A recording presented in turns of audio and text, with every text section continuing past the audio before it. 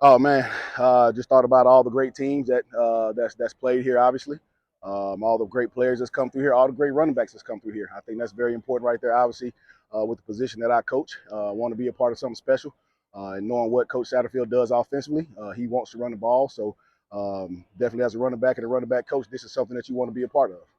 What were your thoughts on Corey Kiner first time you saw him or on tape? First time I saw him on tape, I knew I had a good football player.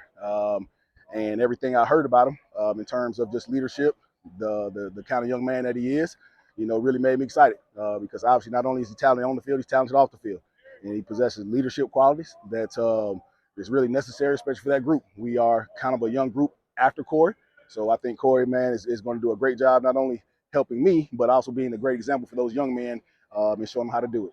Do you have experience with outside zone as a coach? And if so, just take us through what that's like. Absolutely. Pretty much, football is football. And we all run outside zone. The previous school I was at, we execute outside zone, not as much, but it was definitely part of the scheme. But I love it. I think it just handles so much right there, especially from a defensive standpoint. Front don't matter. Blitz don't matter. We're able to pretty much be able to pick it all up, especially as long as we're executing. So definitely a great run scheme. And I've watched Coach Satterfield for a very long time be really good, really, really good at this scheme.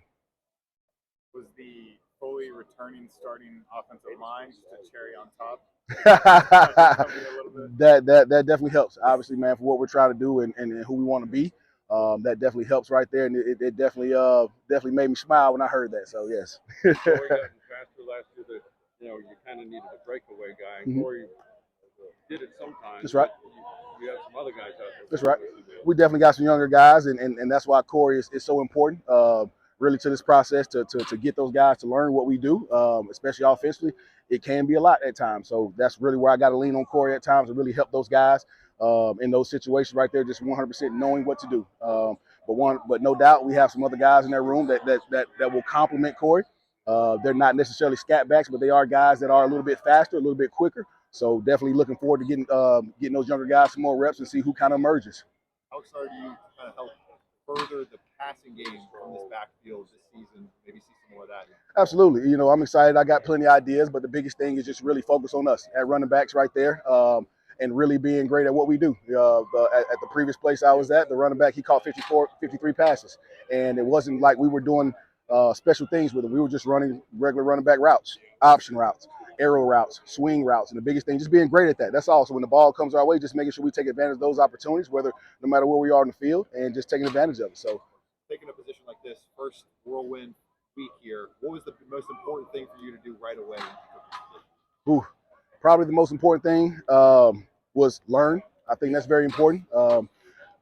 As a player, I had 3 different position coaches, and the guys obviously who came in and knew what was going on. Obviously, you knew those guys were for real, and I think that's very important, especially because I've sat in that room. And again, I've had three different position coaches. The guys that came in, man, and tried to learn it right away. You obviously knew their investment.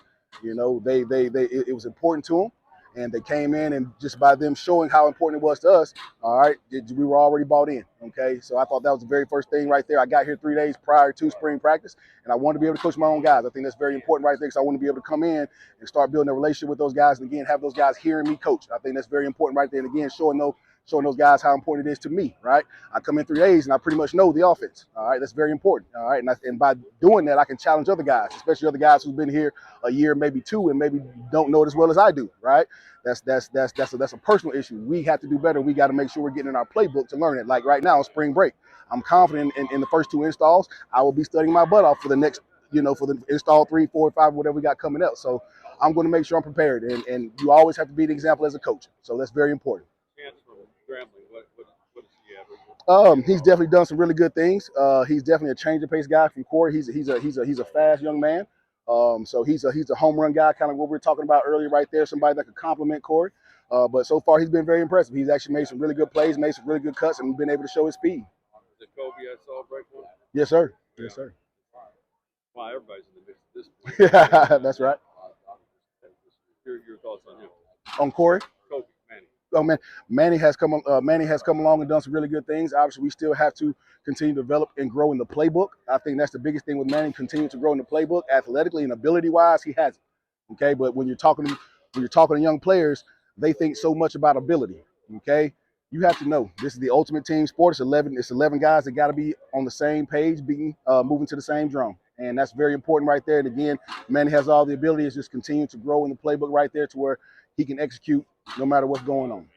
Piggybacking off of that, talk about Evan Pryor a little bit there in the running back room as well. Just what you see from him. Evan's smooth, man. He really is. He's smooth. He has great movement. He's real fluid. He's the kind of guy that's really good in one-on-one situations that can win with his feet, make guys miss.